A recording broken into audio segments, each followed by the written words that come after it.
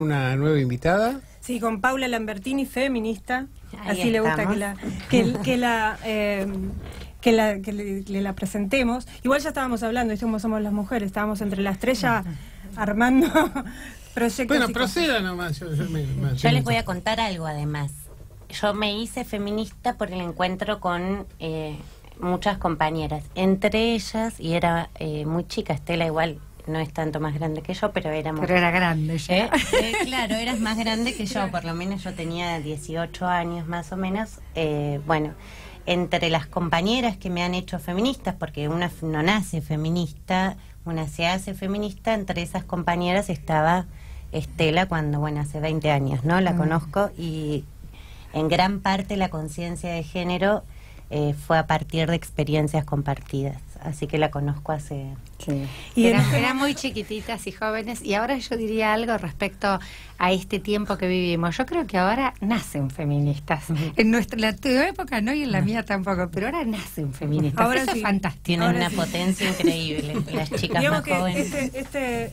este resurgir que tenemos todas y que estamos empezando a salir y a hablar, y bueno, nosotras lo hacemos hace un montón, pero digamos que se acoplan desde todos los ámbitos, para las nuevas generaciones es normal. Sí, es mucho como- más normal.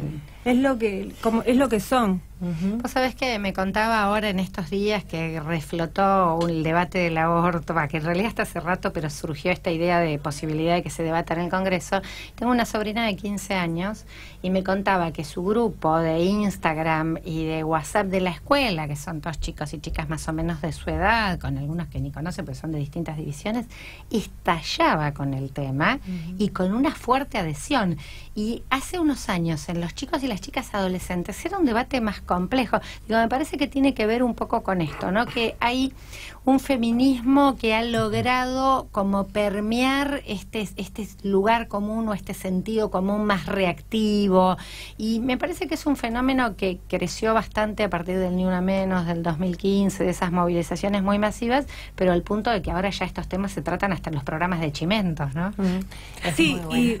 y han vuelto a estar digamos, en la primera plana a partir de esos programas. Debe ser que son masivos, o tal vez que se les dio el espacio a tantas mujeres que venían peleándola hace mucho tiempo, pero no se les daba el espacio. Y encontraron allí la vía como para comenzar a hablar y explicar. Y un poco también veo desde el lugar de ignorancia absoluta muchas mujeres pensando aún a esta altura que ser feminista es ser varonil, que ser feminista es estar contra el hombre. Y es tan fácil de explicar. Sí, ¿Qué yo es ser creo que feminista? sí, pero además yo creo que si el siglo XX fue el siglo donde nosotras discutimos la participación en la vida pública, ¿no? El voto femenino, que en realidad si lo vemos desde acá suena ridículo, ¿no? En un país que hasta 1950 se contaban las vacas y los hombres, se censaban y las mujeres ni siquiera estaban cuantificadas, ¿no?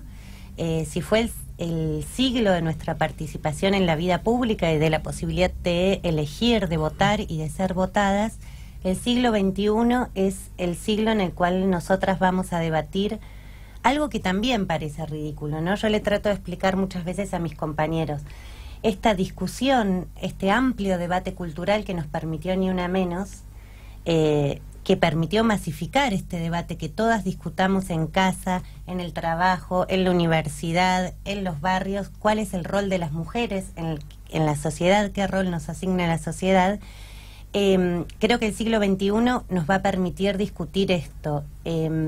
Las decisiones en relación a nuestro cuerpo y a nuestra vida. Parece ridículo que nosotros tengamos que decir tenemos derechos sobre nuestros cuerpos y nuestras vidas. Pero tenemos que decir esto porque no tenemos derechos sobre nuestros cuerpos y nuestras vidas, porque seguimos padeciendo situaciones de violencia, porque aumenta la tasa de femicidios, porque muchas mujeres tienen que decidir, y este es un tema que también está en agenda en el ámbito laboral, tienen que decidir si tener relaciones sexuales para que no las echen del trabajo en el marco de situaciones de acoso laboral. Tenemos que definir cuántos hijos queremos tener, sin las herramientas que nos permitan a nosotras ejercer este derecho con libertad, ¿no? Porque está muy bien que la discusión del aborto sea una discusión en el marco de la salud pública, porque bueno, verdaderamente muchas de nosotras nos morimos a causa de abortos clandestinos e ilegales. Pero también es interesante poder, de alguna manera, romper esta división entre el ámbito público y privado. Las mujeres y aquello que nos pasa en casa está atravesado por lo que nos pasa a las mujeres en general, ¿no? Entonces, esa potencia que adquirimos cuando vamos todas juntas y peleamos por nuestros derechos, bueno, me parece que este siglo va a ser un siglo de gran protagonismo nuestro. En Uruguay la ley del aborto se aprobó en el 2012 y las encuestas dicen que no es que salió todo el mundo a abortar, o sea, porque parece que es parecido a lo que se daba con digamos, bueno, el las divorcio. cifras las dio ayer Ginés claramente, ¿no? 500.000 abortos realizados de manera clandestina por año y 40.000 que terminan en distintos procesos de hospitalización.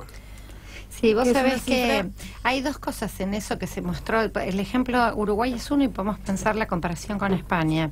Inmediatamente que sancionaron la ley, los años siguientes se terminó con la mortalidad por aborto, de mujeres por aborto. O sea, quiere decir que es una ley que salva vidas inmediatamente y muertes absolutamente evitables. En Así es. Argentina se estima cercanas a las 50 muertes anuales y más de 50.000 egresos hospitalarios de complicaciones por aborto, lo cual significa en algunos casos secuelas graves para la mujer, depende en el estado en el que llegue después de ese aborto hecho en condiciones sépticas, pero además gastos millonarios para el sistema de salud, sin hablar todo el gran negocio del circuito de la clandestinidad, del aborto, que también es millonario.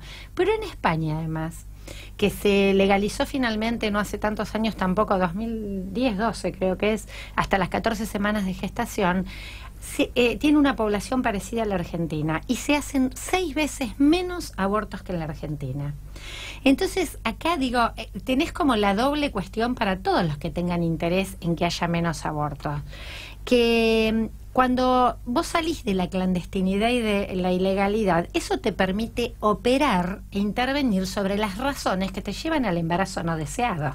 Porque entonces hay una reflexión respecto a que no te funcionó el método anticonceptivo, qué pasó. Y vos te podés ir desde esa práctica con un método anticonceptivo y que no se repitan abortos. Muchas de las mujeres que abortan más de una vez por esta misma razón. Claro. La clandestinidad no te deja operar sobre las causas que llevan a interrumpir un embarazo.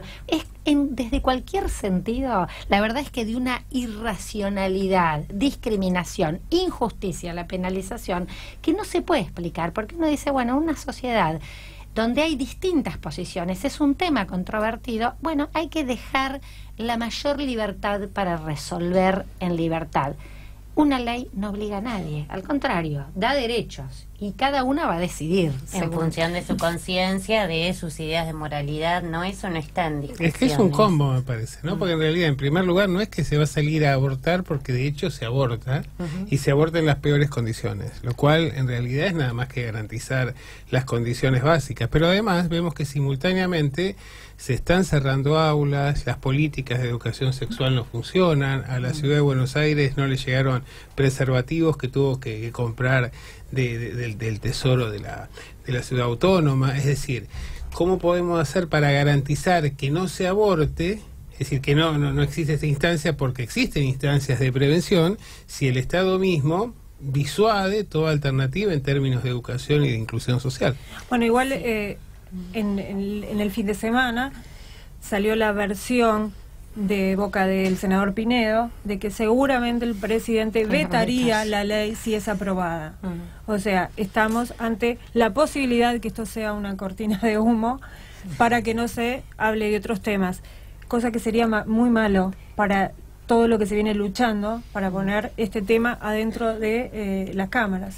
A mí no me cabe la menor duda de que yo en este punto, si me permiten, es el único punto en el que todos estos años, o sea, de todos estos años, el único punto en el que acuerdo con Monseñor Aguer también es en el que él indica que esto es una cortina de humo, que el gobierno utiliza esto para esconder la discusión sobre la inflación y la situación económica. Ha bajado un milagro. Claro.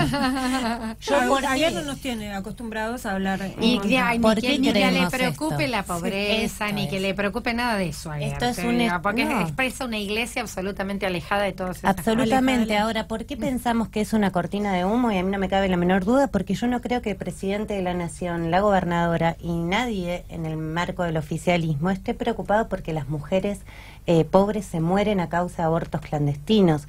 Y no creo esto porque hay indicadores claros. Digo, hay un fuerte divorcio entre el Estado y los conflictos sociales y las demandas de los distintos sectores de la sociedad, pero en el caso de las mujeres el divorcio entre el Estado y las mujeres es aún más profundo. No nos olvidemos que acá en la provincia de Buenos Aires la gobernadora no ha implementado el protocolo posaborto, y no estamos hablando de marcos de innovación en materia de políticas de género, sino estamos hablando de la aplicación de una ley vigente.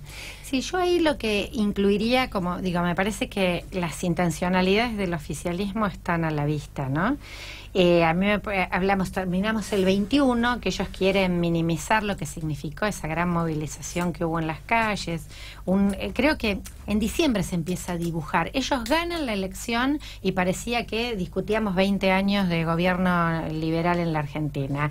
Y diciembre empezó a marcar una bisagra con la discusión de la reforma previsional y una caída del oficialismo, que creo que es un hito, pero debemos pensarlo en torno a inflación, tarifas, porque hablamos de cifras de inflación, pero pensemos lo que significa para jubilados, jubiladas, para asalariados de los sectores, el promedio, que es un promedio bajo de salario, lo que significa el aumento de la canasta de alimentos y lo que significan las tarifas en esos salarios, que se llevan como un 60-70. Entonces la gente está de mal humor, no le alcanza la plata, tiene montones de problemas. Este mal humor social, para mí, ellos apuran.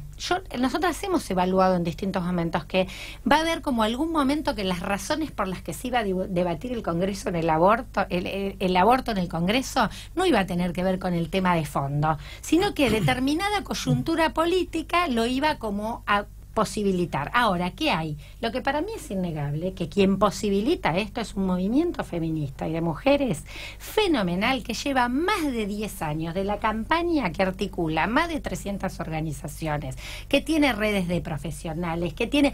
El lunes hizo un pañuelazo en la plaza, sí. Se llenó la plaza de pibes y pibas secundarios. Digo, esto es una causa absolutamente abrazada por las organizaciones juveniles, por la juventud politizada. Esto es lo que posibilita que ellos digan, bueno, tratemos de usarlo como cortina de humo. Ahora, para nosotras siempre es la oportunidad de debatir este tema, porque la verdad que creemos que es una injusticia que el aborto sigue siendo ilegal. Ahora, atentos a la situación, me parece a mí esta que planteabas vos, Carla, que es posible que el presidente de la Beta, esto es una posibilidad para reforzar el debate de cara a la sociedad de cuáles son las causas por las cuales nosotros estamos luchando hace tantos años por el aborto legal, seguro y gratuito.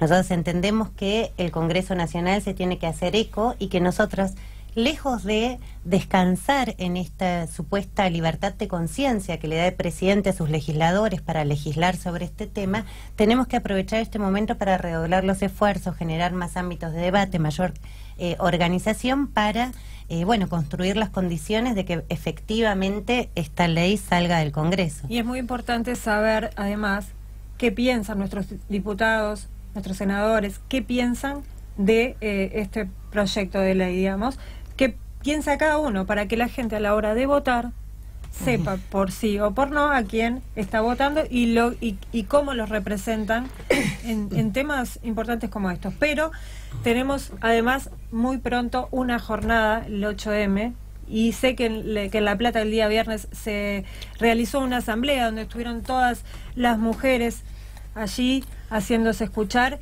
Y cuéntanos a ver qué va a pasar el 8 y cómo nos preparamos para el 8.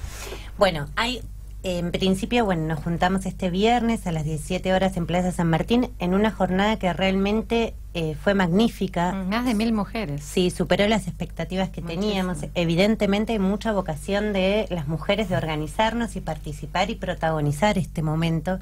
Ese es el primer elemento que fue súper interesante.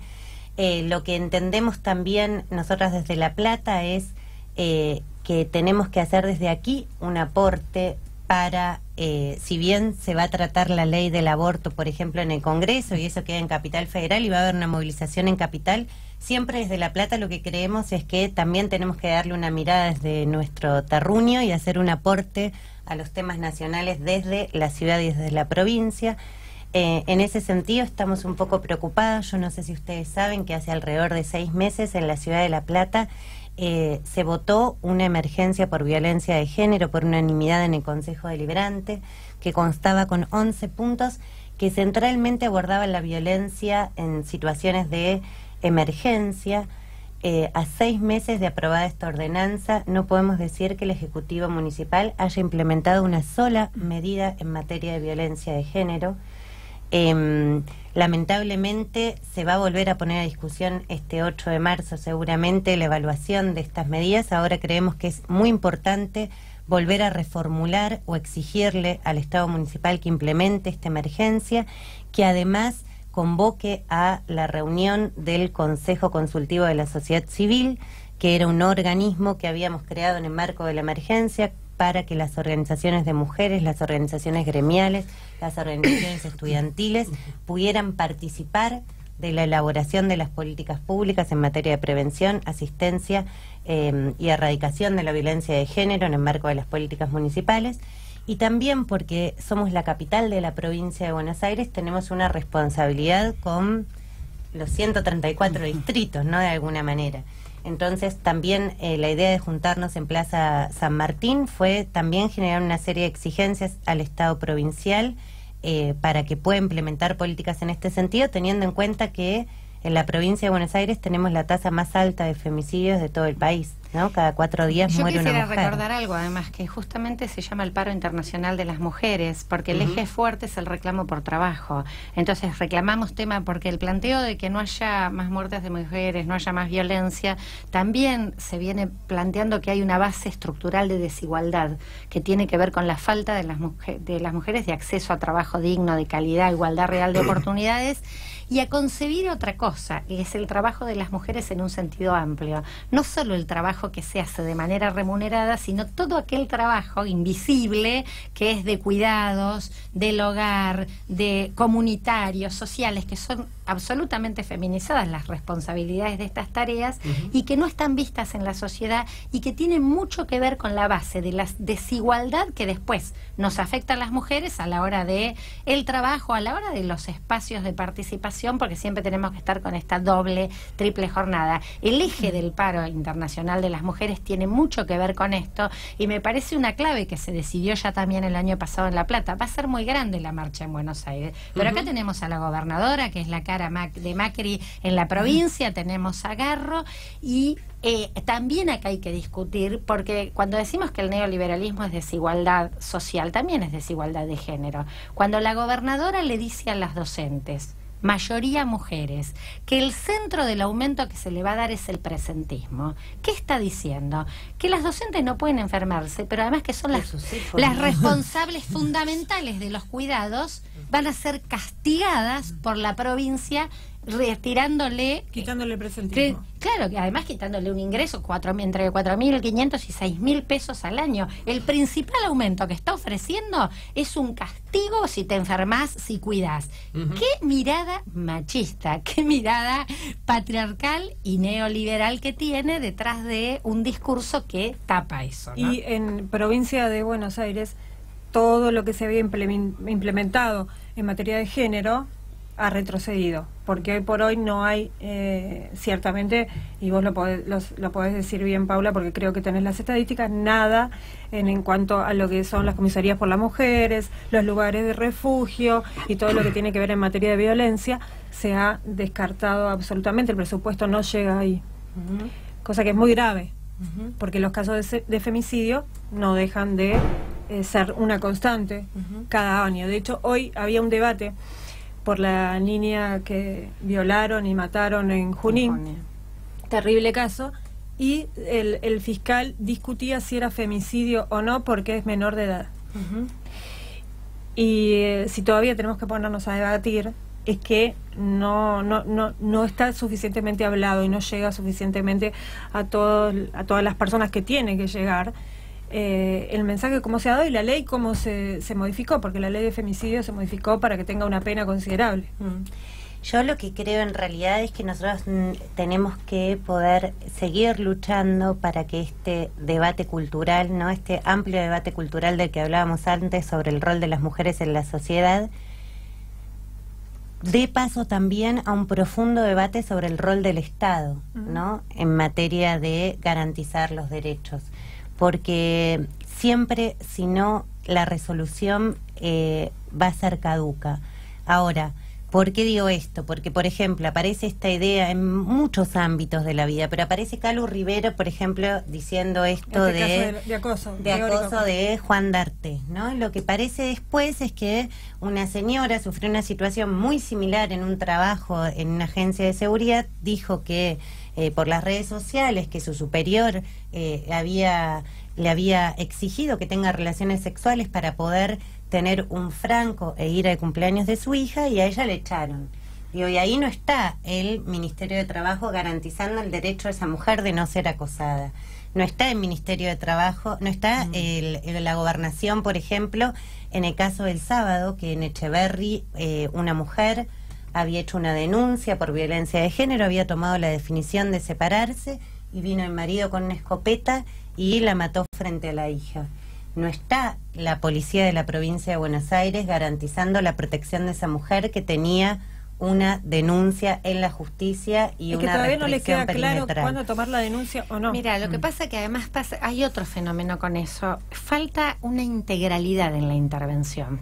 La mujer hace la denuncia, salen las medidas cautelares y ella misma tiene que llevar los oficios que informan las medidas cautelares a la escuela, al lugar de trabajo. Digo, hay una ineficiencia, una ineficacia en las políticas públicas y escaso alcance. Entonces, el problema con violencia de género es que no se pueden dar respuestas parciales ni aisladas. Los dispositivos de atención deben ser dispositivos que se articulen, y ahí actúa justicia, policía, a veces salud, educación, desarrollo social, cuando hay cuestiones sociales que deben acompañarse. Entonces, si funcionara la integralidad de la intervención, entonces vos sabés que esa persona debe estar en todo el proceso acompañada y debe tomarse una batería de medidas para intervenir. Sobre todo, además, hay rutas críticas que marcan cuáles son los casos que tienen más riesgo, por ejemplo. Entonces, ¿qué hacer cuando hay más riesgo? ¿Cómo se determina ese riesgo?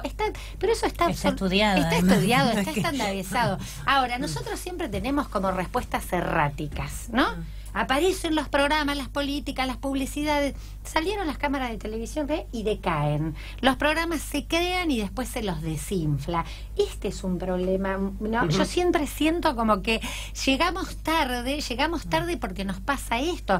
De hecho, los femicidios, hace alrededor de 10 años que se mantienen más o menos de modo constante, entre 250 a 300 femicidios anuales. Entonces, quiere decir que no estamos pudiendo hacer la cuenta regresiva, decir, bueno, ya son tantos menos los que logramos. ¿Y por qué? Para mí se siguen repitiendo estos errores y no se toma cabal compromiso respecto a que esto requiere de dispositivos que tienen que tener estructura, integralidad, presupuesto, continuidad en las políticas, construcción de estadística. Eso no se hace con voluntarismo. No. Eso se hace con presupuesto, se hace con recursos, con decisión política. Y la verdad que no está. Eso no está. Bueno, chicas, les agradecemos mucho que hayan venido. Vamos a repetir la consigna para el 8M. Paula y Estela. El 8M paramos. Es el paro internacional de las mujeres. Nosotras todas paramos, vivas nos queremos, con trabajo nos queremos, con trabajo digno nos queremos y bueno. Y felices nos queremos, con posibilidad y libertad para elegir, ¿no? Sobre nuestras vidas, sí, con igualdad. Así que bueno, acá seguramente a la tarde hay concentración y marcha de la Plaza Moreno. 17 horas en Plaza Moreno y de allí a Plaza San Martín. Muy bien, y la vamos a estar invitando después del 8M para que charlemos un poco de cómo fue la jornada y para seguir hablando si es que se llega a tratar la ley en el Congreso Nacional. Buenísimo. Muchas gracias. Muy bien. Vamos